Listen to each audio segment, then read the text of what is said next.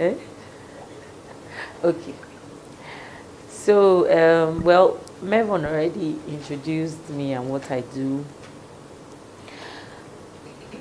I have a lot of caps I wear. And everybody asks me, how do you do it? I just do it. I don't know how to say something. I don't want to make it look spooky because it's as real and normal as I look. There's nothing extraordinary that I can say. Of course, I want to also clearly say that whatever strength I have, or it seems I have, comes from God. For me, that's the first thing I like to put out there. I like to pride myself as somebody that is very intelligent, even though my first grade doesn't sound like it. But I like to pride myself as someone that is very intelligent. I think that God has given me some perspective into life that has helped me as a person. When I look back at myself, sometimes I'm wondering, how am I able to get to where I am right now? And all I can see is sheer God. Because if you go through some of the things I went through growing up, it will be what people take on as excuses not to move on. Especially in the world right now, where some of the issues they are rampant, they are everywhere. But then that's the reason why some people who want to commit suicide. That's the reason why some people are depressed. That's the reason why some persons are not successful. But then, for me, God has helped me. That spurs me on. I've been in consulting business for years. I'll try and tell my story so it will help you. I worked in the bank for a few years, and while I was there, from the first day I sat in front of the interviewers, people who interviewed me, and they asked me, where do you see yourself in 5 years? I told them I want to be a HR consultant in 5 years. Even though I studied English language, it didn't look like where I wanted to go, right? So one of them asked me, why are you so sure that in 5 years you'll have achieved that? I said, because I know that I'm going to pursue it in 5 years. So one of the things I endeavored to do, and I guess when I started out on that road, God just decided to, help me take off on it, was that I kept moving from one unit to the other while I was in the bank. So it gave me a broad knowledge of a lot of things that happen in the sector. I finally landed in a department called Service Quality Department, where you work with every other department and ensure that they deliver on their service mandates. So that helps me to know what everybody does. Then I worked with another department called the Business Process Reengineering, and that also was where we were developing standard operating procedures for every unit and every staff in the entire bank. So you can imagine sitting with people and they are telling you what they do every day. They are just reeling out their activities. By the time I was done with that unit, I knew a lot of things. I knew risk management. I knew finance. I had an idea. I just had an idea of everything. And this was also that I have gone through marketing. One time, in trying to victimize me, so to say, I know the world is listening, they threw me to marketing. Even though I wanted to resign, but I'm so glad right now that I went to marketing, because sometimes you get to your Potiphar's house and you think that is your destination, but you have to be thrown back into the dungeon for you to get to the king's palace. One of the things that can happen to you as a human being is to find your Potiphar's house early and to stay in it. That's not the destination, that's the distraction. So for some of us, we find comfort zones, or like he was mentioning how someone got rich early. He was able to circumvent some process, but you see, life, you must give life what it deserves per time. So you find that the process you circumvent, you have to pass it before you move to the next level. You can't circumvent process. Process is an integral part of being a successful person. It's process that will make you get money. Like how let me use the Igbo apprenticeship system, for example, where an Igbo boy sits down and collects money but knows that this money is not his own and cannot touch 1 naira out of it. So that when he now becomes a system for him, so that when he starts his own business, he cannot touch 1 naira out of the business he's doing, even though it has now become his own business. That's process. Process does something in you. It births you. No, it rebirths you. You know, I don't know. I'm going to use scriptures. Forgive me. I was speaking with somebody I respect so much. He's my top mentor and coach, my husband. And he was talking to me about that scripture when he was talking about Joseph and said that the word tried him is in Psalms. I think Psalm 105 or something. Psalm 105. I can't remember the particular chapter now. It says that the word tried Joseph and tried his character. I'm rephrasing it. That process he went through. It says he purged him in the Message translation. In King James it says tried. In Message it says it purged his character. Some of the things we go through as processes purges us. Because you need to probably learn some things so that you don't mess up when you sit on the throne. You need to learn how to be humble. So when you sit there, you see your brothers coming, you don't tell them, thank God you have entered my trap now. Shebi people who sold me years ago, now I'm going to deal with you. All that happened to him through his process. And that is what, unfortunately, young people these days want to jump over. They don't want to learn the process. They want the shortcuts. Somebody said yesterday, it was so funny, but it was pathetic. It says, when you run too fast, you leave it too early. When you run too fast. Life is not a sprint. When you run too fast, you leave it. You get tired early. You leave it early. That's why someone like was this mighty man who conquered the world and didn't have what to conquer again. Not Julius Caesar. This oh God, forgive, help me. No, as of yes. Yes. He's a war guy. The one that he said, what he was asking his people, where do we need to conquer again? He got to a point, he died early. Guess what he died of? Malaria. It's pathetic, right? But he died too early. You know why? There was nothing else to conquer. Man was put on earth to conquer things. The day you cease to conquer, that means the day you cease to deal with challenges and overcome them, you are ready to die. Those challenges that you see every day, those things that hit you every day, are things you need to eat to move to the next level. They are strength for the journey. Those challenges you overcome, they are bread, they are adrenaline, they are sugar for the next battle. So that's why it's not wise to run away from challenges. You will not build character. You will not build patience. You will not build grit. You will get to Goliath and you will run because you did not kill the lion and the bear first. So it's important that if you look at the way, God led David, his challenges progressed. started with the lion.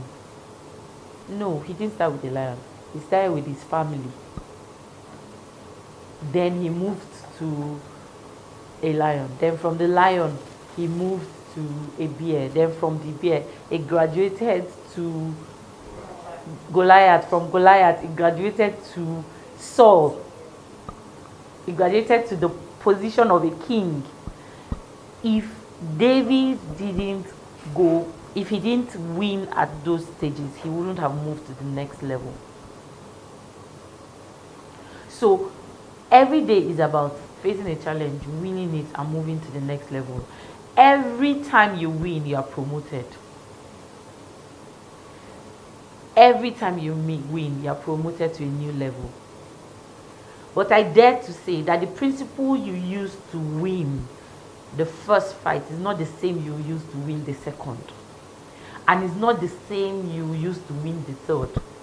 What got you here will not get you there. What got you here will not get you there. If you look at successful people and you want to follow successful people, don't follow them when they are successful. Don't follow the habits they make when they are now successful. Follow the habits that got them to where they are now. That is the only way you're going to know exactly how they got to where they are. A lot of times, young people want to start from people's harvest instead of starting from their own labor. They want to leave their harvest when they are supposed to be in the field. So you see somebody, and that's the craze of the world right now. You see all these stars on Channel O, on YouTube, and you think that the life they live now is what you ought to be living. It's a big lie. You ought to be living the life that got them to Channel O and YouTube, not the one that you saw on YouTube and Channel O. Because a lot of successful people play too. They play too. And why do they play too? They play too because they don't have new things. They don't strive for new accomplishments. One of the greatest things you can do for yourself is to always force yourself into new projects that will force you to learn new things, new skills, new character.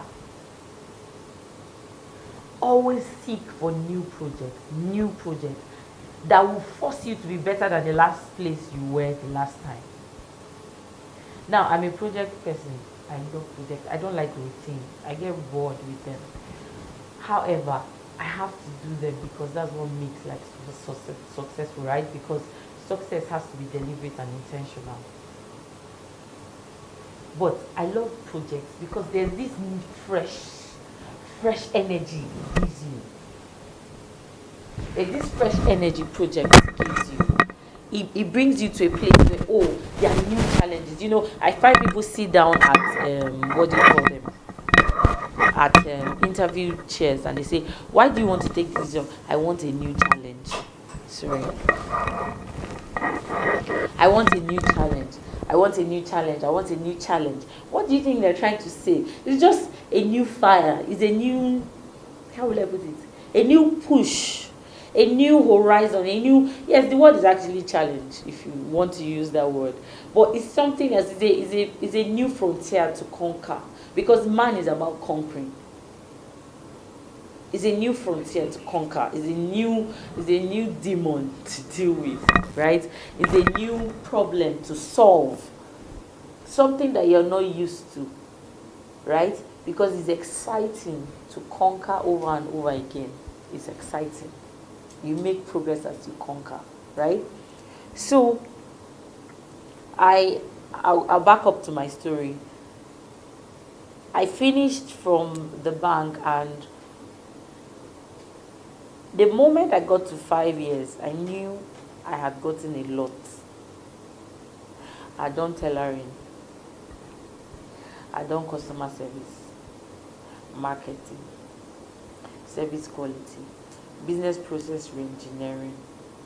And don't forget that I had an idea of other departments while I was in this department. So when I came out from the bank, I wanted to move to HR when I was in the bank. But the then bank I was working with, HR was like, pardon me, the word I can use is like entering it, like before you can enter that place. You know when they say it's as hard as when the eye of somebody goes through the eye of a needle. The place was so hard to penetrate because they were so, it was almost like a cult. You had to belong to be able to enter into that department. That's the way it looked. So since that was the next place I wanted to go into because I knew what I wanted and they were not allowing me go into it, I decided to just step out on my own and started HR consulting on my own. It's what I knew. I started studying. It's very interesting to note that I started as a HR consultant when I did not have any HR certification. It was self-study, self-training, and then I did apprenticeship with somebody who was an HR consultant. I worked with her. She had projects. I followed her to the projects. Some of the projects I made sure I would stay with her through the project till the project was done.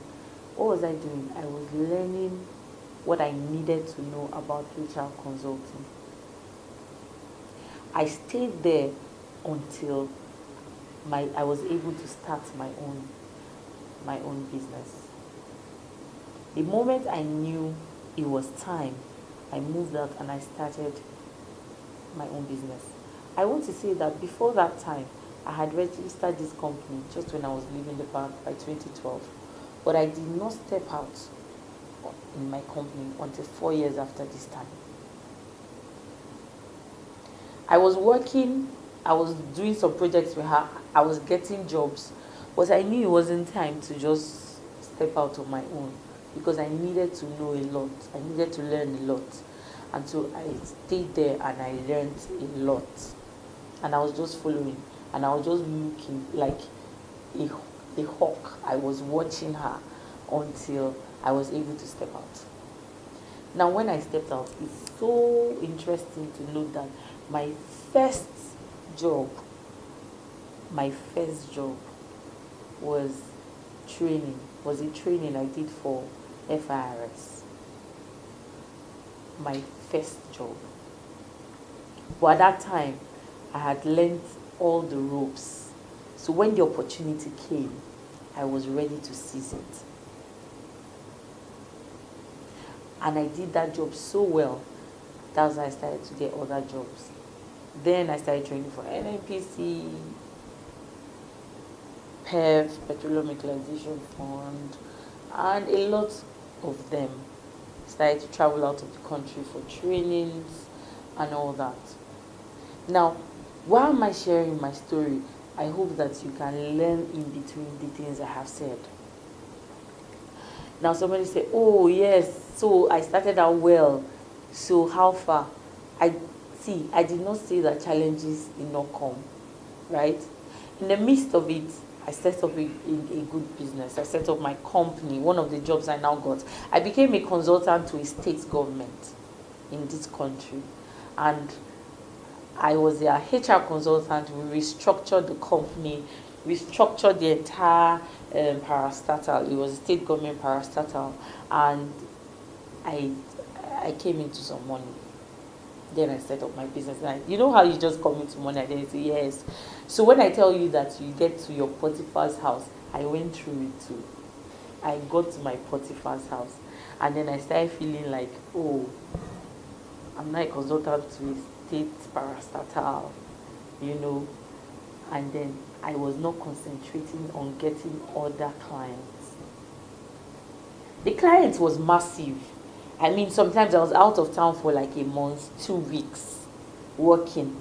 So because of that, it was overwhelming. But I didn't see beyond myself, because I mean, it was my Potiphar's house. It was comfortable. All the millions were coming in a job. I could make like 4, 6 million, 10 million in a job.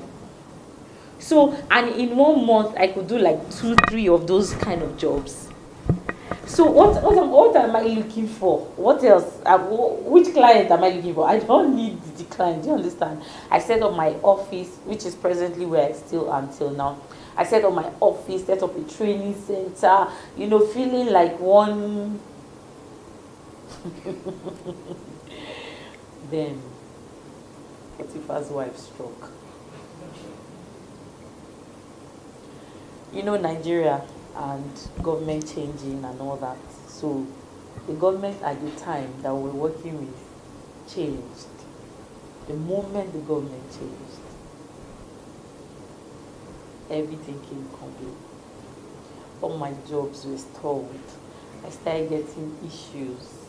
They started talking about, who is this lady? Why is she the only one that's been getting all the jobs? All the works came up. And then suddenly, my job stalled. It was suspended. All our projects were suspended. We had like 3 projects going on at the same time. We're going to set up a performance management system for the parastatal. We're trying to draw up their standard operating procedure for the organization, which had over 159 staff. So, we're going to be working with everyone and developing standard operating procedures for them.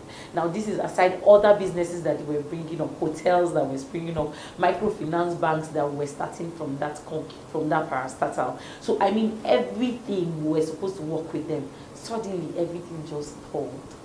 And then, it dawned on me that I had been building on rubbles. So, for a length of time, it was now hard to go back. You know how you have been getting jobs of 20 millions and the millions, and then suddenly you have to come back and you're looking for trainings of 200k monthly to keep bills, to keep the bills paid, and then you're looking for, just tell my team, see guys, we can do this. Let's go and get 5 hotels that will train, even if it's 100k they give us monthly, we'll have 500k, so that at least we can pay salaries and save for rent. There's something I don't like. I can't deal. I don't know how to owe. I don't like to owe people, and I don't like to owe salaries. So it was a major headache for me, because at this time, even the jobs we had done were waiting for some payments. That payment, except it comes out tomorrow. Maybe when they see me online, they'll pay me the money that they're owing me. But that's how the payment stopped. They didn't pay us the monies of the jobs we had done. And then we now had to start all over. It was the hardest period of our lives. But you know what? Every day we show up at work. Show up, I'll push my team then. I had some very wonderful staff, even though we parted ways. You will hear the story. We parted ways badly anyways, but at the time, I'm sharing some of my pitfalls, so that when you get there, you will know that, when you see people, they all have their scars. The scars make the stars anyway. So, I started having to ginger my team. Let's go and get trainings, 5 training, let's just hit. See, even if it's, let's enter by freely first, then we'll give them, even if they say 50k for training, let's just get money coming in. And then I had a training hall that suddenly, because we were not even in town to pursue business, we were always out of town. The state where we wasn't Abuja, so we were always out of town. We didn't even have a good grasp of Abuja town. So we came back to the drawing board and started planning again. Then my staff, who were used to chilling, were used to projects, were used to traveling, and I had to tell them, guys, we have to market.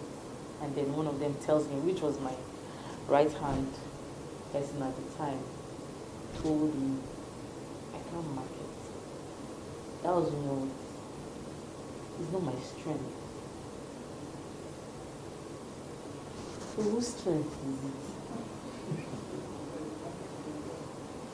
As in, do you want this company to succeed? Do you want us to get out of this water?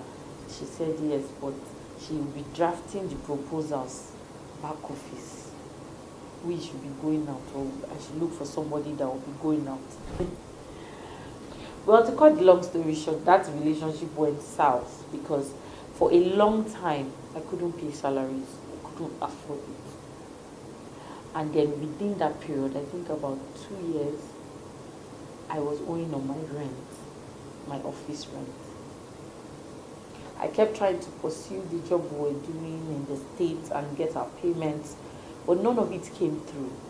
And then we're here, and then people who are supposed to work with me as a team are saying, Madam, now only you come, come, carry your cross.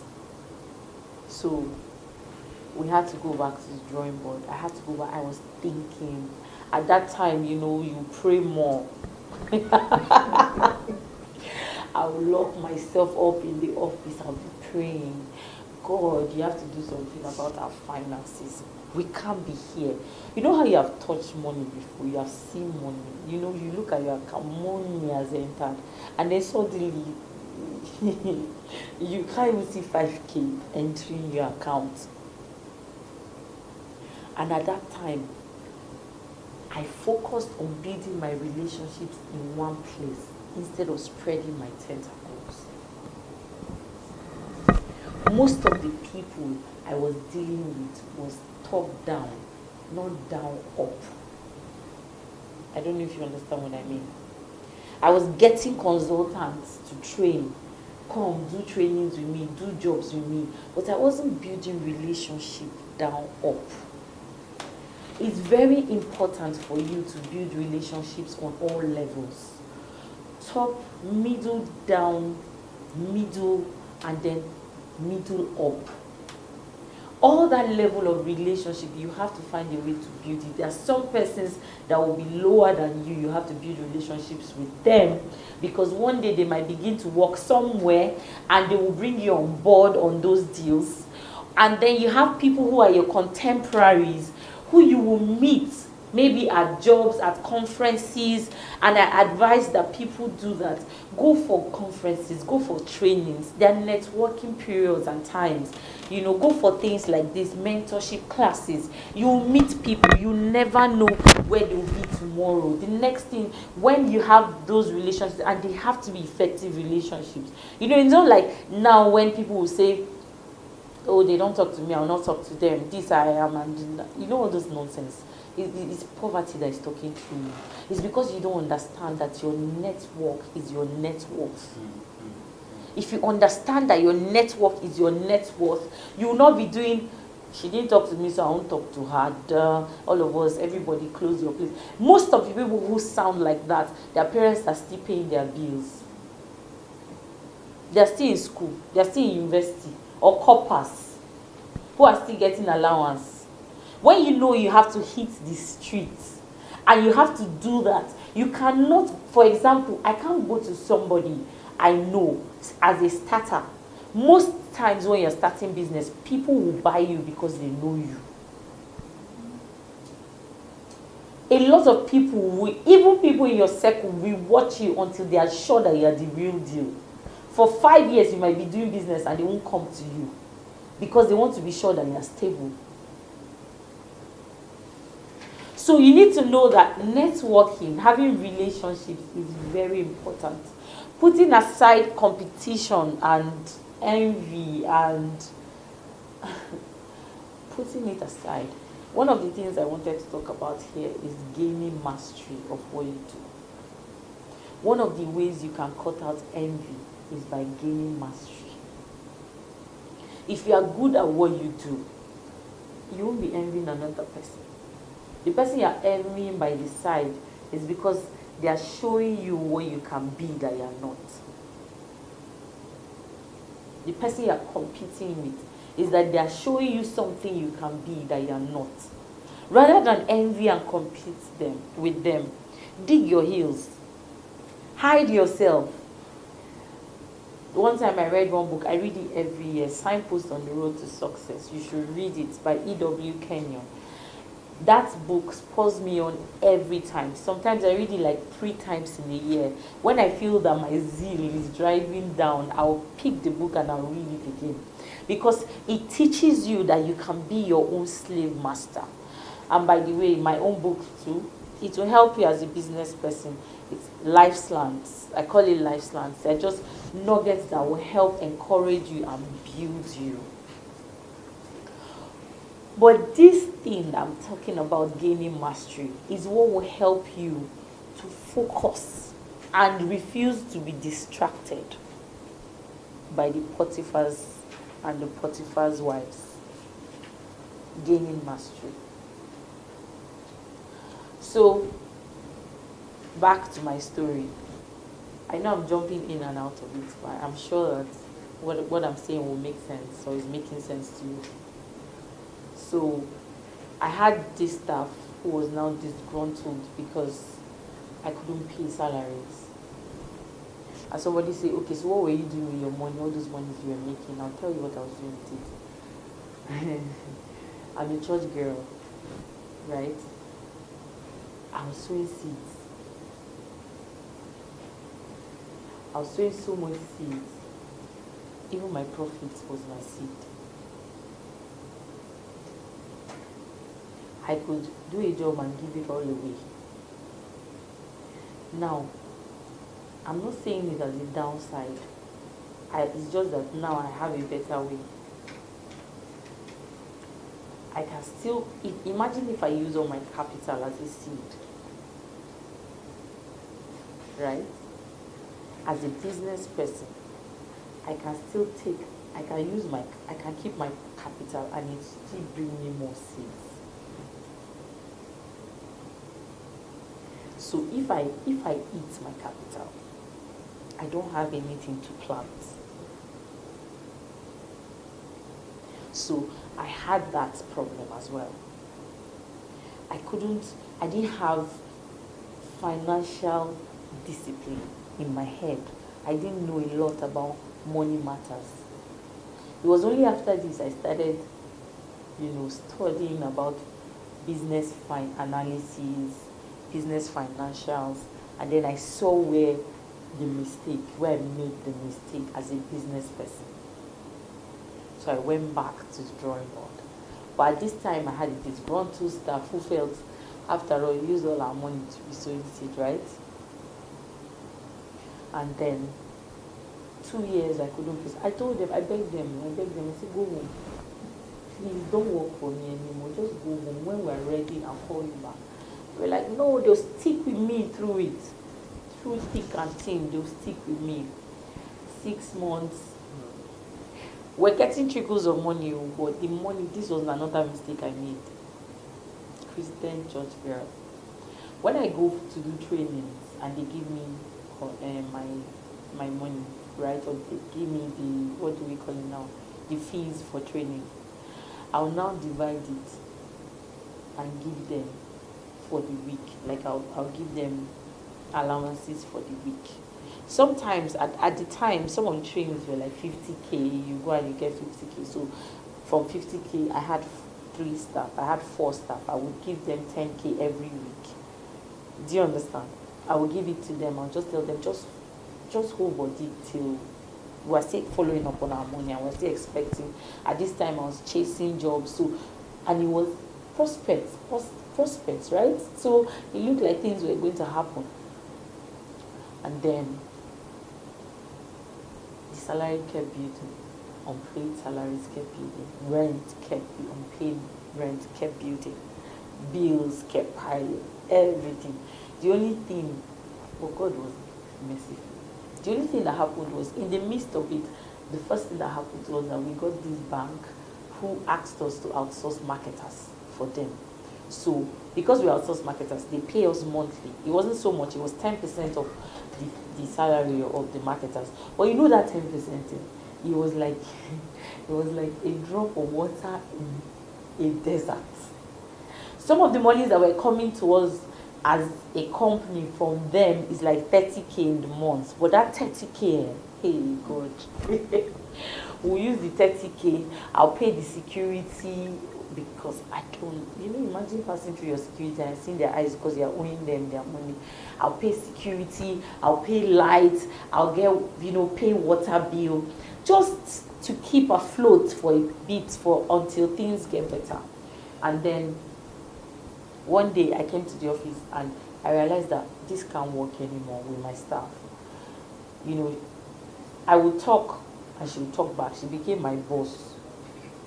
I'll tell her to do something, she'll tell me she can't do it. Okay, so what I know is prayer.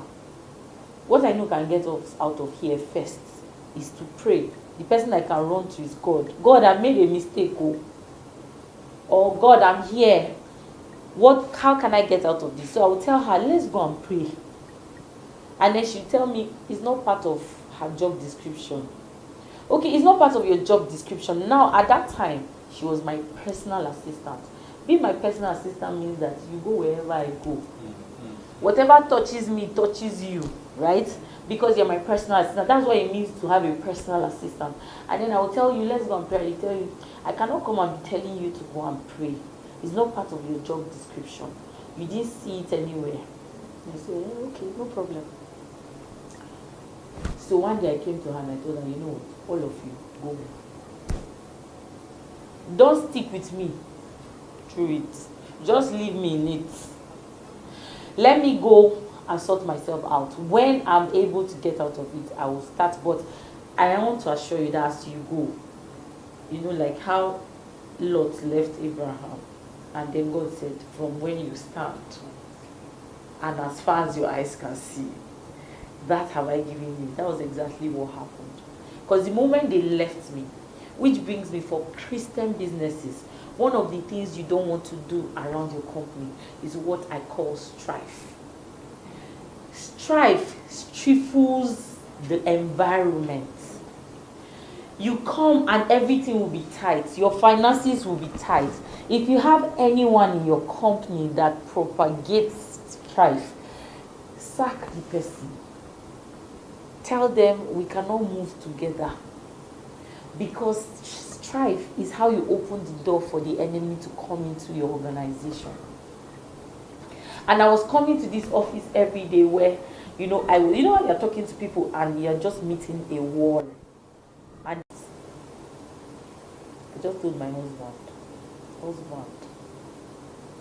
excuse me for some time. I need to settle some destiny issues. When you get to that place, like Hezekiah, where you need to feel it's between you and God. And then I locked myself up. And when I sat there, suddenly pictures came. Is it not so interesting how when you go to God and say, God, I don't have rent, God tells you, did you see that company I want you to start? Hire 50 people. I don't know whether it has happened to you. You go to God with a problem, and then he tells you, he sends you on an errand that is bigger than your problem. What he's trying to tell you is that I don't see you through your problems. I see you as the person I made, the overcomer you are.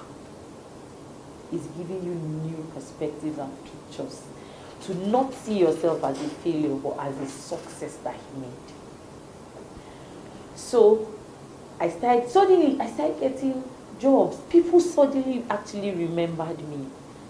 Some of my colleagues would call me, Madam Ife, you still a train? Come and do one training for us. That's how the 50,000 started coming, the 100,000 started coming. Do you know, I was going to do a job, or I had done a job and then I was waiting for the payment. Like, the payment was supposed to come on Monday. And then this staff of mine called me on Friday and said, you have not paid me my salary. And I said, yes, I've not paid you. Can you just give me till Monday? I'll get some things across to you. And she told me, is that what I have to say? Anyway, she wanted to tell me that she wants to sell off the laptop, the company laptop I gave her. That because she's in debt now, she needs it. So I told her, so sell it. Sell it. If it will help your problem, sell it. Just let me know how much you sold it for. So, because at that time I knew that we were already getting to loggerheads from her tone. Sell it, let me know how much it's going for. Then I can deduct it from the pay I'm owing you. She went and sold it and sent me a message. I said, even the laptop was not worth anything. I just sold it for 15K. I said, okay, no problem. It means 15K off what I'm owing you, right? No problem. So, you know, it's so amazing how when you make mistakes or when you are at a downside, people are ready to bury you more. So I told her, don't worry, just give me till Monday. I should get money across to you. Do you know, Monday morning I just landed at my office and then I got a cut. I was served papers from a law court, from a lawyer, that I was owing salaries, calculated the numbers, how much I was owing her. That's this same stuff, how much I was owing her and all that. So the first thing I did, I took the letter to my lawyer. Always get a lawyer, no matter how small your business is. Get somebody that can help you. Get somebody that can advise you. I went to my lawyer. You know, they say there are two people you can't lie to. Your doctor and your lawyer. Let me add one more, and your pastor. They are the ones that are going to help you. Why will you lie? So I went to my lawyer and said, okay, see you later. What do I do? And then he told me, tell me about her and how you worked with her. You know the way God, I'm a HR consultant, right? I'm a process person. I like process. I like structure. Like, it's what I live for. It's what I do for companies. But for this stuff, I didn't have any structure around her. She didn't have an offer letter. She was the only person that didn't have one. She was the one person that didn't have an offer letter in the company. Because she was the next to me. She was the one that always issues offer letters. So when I brought her in, she was not a graduate. She had not done clearance in school. She had some outstanding, so she had not done clearance. She was still supposed to go back and do clearance, but she was already working with me. So because of that, we did not have a staff file for her. So when this issue came and I got to the lawyer, I told the lawyer said, do you have an offer, a contract agreement with this person? I said, no, I don't. He said, that's the first problem. She's not your staff. See how God saves people. She's not your staff. She can't hold you to anything. Now backtrack to like a week before this letter came to me. She sent me a message and tells me she's about to apply for a company. They need a letter of referral from me. What should be in the letter? She said I should write in the letter that how long she worked with me, what she was doing and how much she was earning. And I should write in the letter a recommendation that she should be hired. I did not know that all this was a setup. Since she didn't have an offer letter, she needed a letter to take to the lawyer that will serve as an agreement or as a contract agreement that can be used against me in court. But this was how God delivered me. When they brought the letter, first of all, she called me. I was like, she really needs the letter. I told her, you know what? Write the letter and send it to me. I'll sign. The day they were bringing the letter to me, they brought the letter squeezed. I don't sign squeezed letters. So when it came to me, it was folded. I said, you guys know me better than this. I cannot put my signature on a letter like this and they will see my company name on it. Go and rewrite this letter. This was a Friday morning and I was traveling. Go and write this letter and bring it for me on Monday. And then she told me, the lady that brought it to me told me, she really needs it, it's urgent. I said, then if she needs it, she should write the letter and sign. She knows how to sign my signature. I gave her that consent at first. If she can't wait for me till Monday, then she should sign the letter. She knows how to sign my signature. Before that time, she signs my signature for me, which is another mistake. So she went and wrote the letter and signed and took it to the lawyers. So when I told my lawyer, I said, lawyer, I did not sign any letter. They should check the letter and check the signature and see. They should go and cross-check whether it's the same signature with my signature, because that letter is not me. It's not my signature. She actually doesn't have a contract letter with me. Then Before she came, she had issues with accommodation and I had to get rent for her. I had to give her money for rent, which I did not deduct from her salary. I gave it to her as dash. Then in the process of this, one time she lost someone and then she needed money. We didn't have money at the time. She came and met me and told me, can we sell the office generator? I said, sell it. So I just wanted to do everything to get out of this debt because I don't like to owe. Sell the generator. Whatever it is, let it help you. She sold the generator. She was the one that went and negotiated with the person. Came and told me the generator was sold for, let me give an example, 70K. I said, okay, can 70K help you? Let's start from there. I gave her the money for the 70K. Then all those monies I was giving them every week as allowances, I usually do it through my bank account, and then some of them were cash. So by the time we looked at everything I had given this girl over time, she was owing me. Plus the company laptop she took and refused to return and went to sell it. It became a criminal case against her. That's how God turned my story around. I got out of that, but I promised never to enter that kind of shit again. And that was how I moved on and started all over again. We started all over. I started taking training gigs. Some of them free, getting into organizations, started meeting people afresh. And then the next day, before long, I was back to training NNPC. I was back, everything just went back. See, my rent, somebody said I died with my rent. My rent built up to like 4 years because it took me like 4 years for this process for us to get out of all this. But you know what? Every day I go to the office, I show up, I go to work. I never said I got depressed and then I locked myself up. I can't die. I have to solve this problem. Do you understand? I would go to the office every day. I would go and pray. Because what you need to get out of trouble is grit. It's not cowardice. Running away from the problem will make it go away. Drinking it away will not make it go away. You will drink and your eyes will be clear and the problem will still be there looking at you. But finding your way out of it or giving your way out of it is the problem. And sometimes giving your way out of it means doing things for free. Means giving back to people for free. And that was what I did to get out of that situation. Before long, I went to meet my landlord too. Brought me a letter from his lawyers.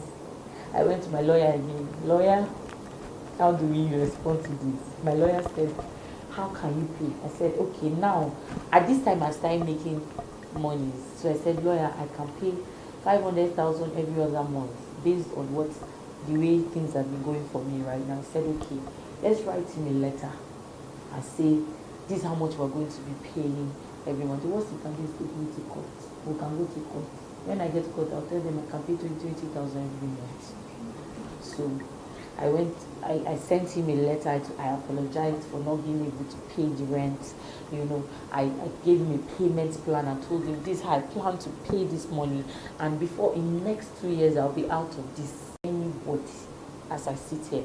I say anybody because the stuff I thought I was owing, by the time I calculated all my welfare monies I was no longer owing her. So, I can say that I'm not owing money again. I got out of it. Right now, I am the MD of 3 companies. The third one I just registered. All of them are thriving and they are doing well. Rev Consulting is a HR firm. Leaders Court is a leadership firm. And then Treasure Hills is a project management company. We handle projects. Everything that has a beginning and an end, including constructing roads. So that is my story, right? And I've seen my pain points. I've made sure no more will mean I was done with. I wasn't going to get out of the trouble. Now that's my story. So when you see me, I tell people who fresh and upcoming, you need to master your act. you need to have grit, because the business environment, especially in Nigeria, is not funny. Double taxations everywhere. People are AMAC is chasing you, everyone is chasing you, you have monies to pay and all that, right? But then, if you don't have grit, you run away, you run out of the business. Grit is one thing you need as a business person, is that you might fall, but don't stay in the mud. Get up and try again. Every opportunity when you wake up, every day you see the sun, your winning is greater than the person that sat at home and refused to enter the ring. So it means your probability of being a champion is 99%. That 1% is left to you. Show up. And show up well. Show up mastered. Don't show up as somebody who doesn't know what he's doing. Show up and show up well. Show up well equipped, so that as you show up and an opportunity is given to you, you can seize it. And you know what you're doing. You have to know how to master your art. And then you have to have grit.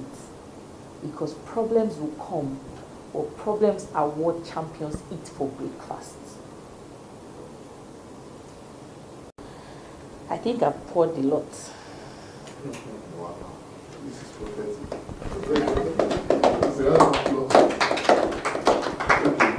Things we say as young people is that you need to find your passion. You've heard that, right? Find your passion. Let me just debunk it again. I support you. One, passion is not innate. Passion is not innate. Passion grows. Passion can be discovered. So that notion that, oh, I have someone, for example, who tells me, when I was telling her about the job, and then she told me, Mama, I just want, right now at my age, I want to do the job I'm passionate about. I said, wow, interesting. Do you really want to tell me that Dangote found passion in selling salt? Is that his passion? Or sugar? Or spaghetti? Was that his passion?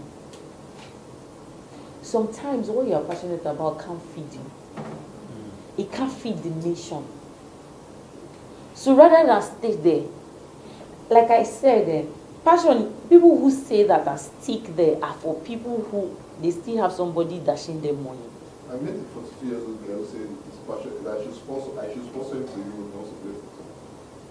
I don't know what I'm telling the truth. See, there's nothing like a right job, in quotes. Whatever your hand finds to do, do it. Do it first. Breathe. Get out of water. The way you finish making money, and you have money to chill and be sipping margarita at the Maldives, use the money and come and pursue your passion.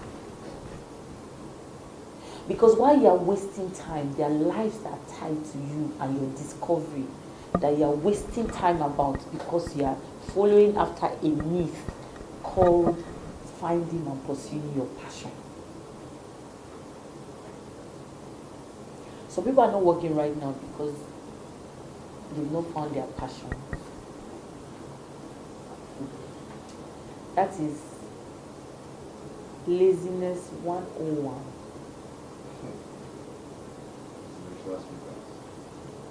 Yes, that's what they told us. That you need to be passionate. See, when money starts coming out of that thing you are doing, you find passion. Your passion will follow it. There are some persons that are passionate about bringing people out of poverty because of the poverty they suffered. So you see that passion it can change. You know, when I was young, I thought my passion was to entertain people. But I felt like it's very phobia. So if I notice that you have not done this thing before and you met me, I want to be the first to do it. Just to quick it. So everybody have passion can change. Mm. You know, one of the things that I realized in recent times that has been exciting for me was the course called emotional intelligence. In studying emotional intelligence, I realized that everything I am, everything I do is dependent on me. God has laden us too much, with so much, to leave our destinies at the hands of a third party. Your destiny is in your hands. The only person that can stop you is you. Is what you're doing. Is how you're doing what you're doing. Life, happiness, sadness, depression is a choice. Forgive me, but it's a choice. I'm not being, how will I put it, unsympathetic towards people who are depressed. I'm telling you things I've been through and conquered. I used to be someone who was prone to depression early in life when I was younger. Until one day I realized, like the Bible says, if you are tempted, do not say that it was God that tempted you. It's because you followed after the lusts of the flesh.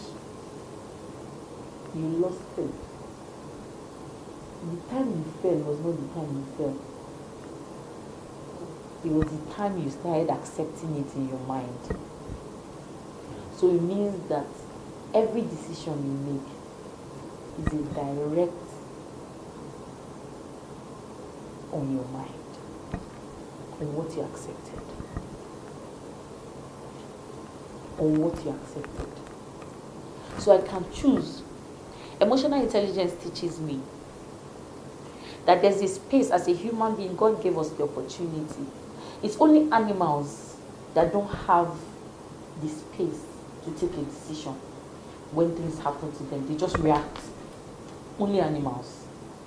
For us, the way the human brain was built, you're supposed to have the opportunity to decide whether to react or not, or to respond. That's the way the human brain is wired. So when you're there, maybe you met a 419 guy and they are telling you, just pay this money, and he's looking like, oh, do or die, do or die. Take a walk. Don't be quick. Anything that Maza spirit, anything that comes to you at Maza is not from God. See, God, in his infinite mercy and as big as he is, made man and gave him the opportunity to choose. If you want to go to hell, God will support your right to go to hell. He will help you. He might not help you directly, but Satan will help you and God will be there and you'll still be God. Who Satan is working for you? Yes. It's because of Satan, that's why I'm quite in trouble. It's actually working for God. It's at least the biggest evaluation.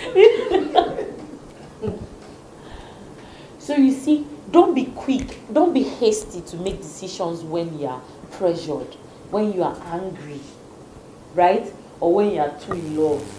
You know that state of love where you are and your head is no longer correct. Yeah. You have knocked, the brain has knocked. Just take a step back. Try. Look for people, and that's why you need mentors. That's why this, particularly for me, it's a good forum. That you are here means that you want to go somewhere. Because the reason why you have mentors, I always tell my people, is so that you don't make their mistakes. You start from their successes. They will tell you things that they will not say in their books. You will catch things that they did not teach you. And then when you're in trouble, you can reach out to mentors and say, help me look at this with a second eye before I take a decision. Rather than just go headlong and go and do something that you have no idea about. So you don't have a pre-existing passion. You don't have a pre-existing passion. Some people feel that God has been coming and God made them to be speakers. You you can train yourself. There is nothing that cannot be learned. Nothing. There is no skill that cannot be learned if you're focused. You don't have a pre-existing passion, right? Now, becoming really good at something and generously using your skill to help the right people is how you quickly succeed. Everything that feeds man, everything that helps man grows. Don't start anything with the need to make money. Start anything with the need to help people, and money will follow you. No matter how many moi spots you have, every moi spot is unique. And there will be people tied to your moi. They like the taste of your own more than the other person. But bottom line is that you are helping humanity. You are helping man. Anything that helps man thrives. They kill chicken every day. They are not extinct. But dinosaurs are extinct because they were eating humans. That's how God made man. Man is too powerful a being that if you put your life to help man succeed, you will do well. Money will follow you. Value. As you give value to people, money will follow you. The earth will seek you out. Because Joe Polish wrote, life gives to the giver and takes from the taker. Don't be a taker. Be a giver. In your little spot, there's something you know. Don't discount what you know. There's something you know that the next person needs that you can give for free, and it will still be you adding value to people. Life gives to the giver. Can you imagine? That's why the rich always keeps getting richer and the poor keeps getting poorer. Because to the poor man, he keeps taking. But to the rich man, they find avenues to give. Right? So, passion is not innate. When people say that they want a job they are passionate about, it's because they are selfish. They are less concerned about what they can give the world. What they want is what the world can give them. Those are the people that say, I want a job that I'm passionate about. It's because you're a taker. But find somewhere that there's no value and start giving value in that sector. And see that you are a giver, and then life will give you, life will pay you. Because we need to know that this life runs on principles, laws. Have you seen that statue? Did you realize that it's blind? That's how laws are. Laws are blind. They don't follow emotions. It's not how you cry at night. It's not even trying to jump into the lagoon. Jump in, you die and go and meet your creator. And God will still be God. And people will still live the next day. So that's why you need to realize that life is about laws. Find the laws and live by the right laws. And your life will be easy. It will look as if you are jumping through booby traps. Because you know the laws of life and how to live them. And one important one is self-mastery. Then relationships. Build relationships. Build network. Forget about people's shenanigans. Look past them and build relationships with them. If you keep looking at, oh, this person is like this person is like this, you will never have an effective relationship. Because even you are flawed. Everybody is flawed. But somebody is living with you as a wife or as a husband. Yes. They look past your mistakes. They look past your weakness. And they choose to see your strength. See relationships like that. Invest in relationships. Be that one that when you call them, they cannot but pick your call. The only way that can happen is because of investment. That there's something about you that the person knows that you're not coming to take from him. Anytime they see your call, it's not because you're asking for urgent 2K. They sit down, they can look in their wardrobe or look around them, and there's something that you have invested into their life that they can say, Mervon gave me this thing. So because of that, if he calls me, I'll pick his call. He adds value to me. He doesn't devalue me. That's how relationships work. Add value to relationships around you. And I told somebody yesterday, I'm going to say, at any relationship that you have gotten into and you know that is the right relationship, fight for it. Fight for your relationships. When I say fight, I'm not saying cut corners. I'm saying do everything to protect what you have. Because people want, even Satan want to steal it away from you. Because that is one way he can destroy you. When God wants to help you, he brings men into your life.